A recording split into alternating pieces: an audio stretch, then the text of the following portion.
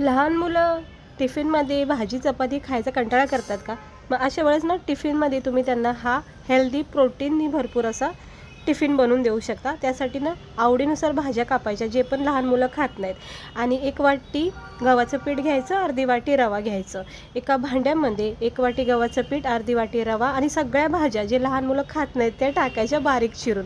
मग थोडंसं हळद, गरम मसाला, धना पावडर, चवीनुसार मीठ, 1 चमचा जिरे असं टाकून थोडं पाणी टाकून ह्याला मिक्स करून घ्यायचं. एक घट्ट बॅटर बनवायचं. ते पॅनमध्ये ना थोडंसं तेल, बटर किंवा तूप टाकून ना छानपैकी याच्या पोळ्या बनवायच्या.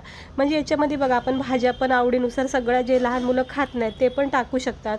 गव्हाचं पीठ असल्यामुळं भाजी पोळी खाल्ल्याचं त्यांना प्रोटीन भेटत. मग एक टाईम भाजी पोळी नाही खाल्ली तरी हा नाश्ता दिला तरी खूप बेस्ट आहे. तर अशीच रेसिपी बघण्यासाठी चॅनलला सबस्क्राईबर करा आणि लहान मुलांसाठी तर हा बेस्ट नाश्ता आहे. तुम्ही नक्की ट्राय करून बघा.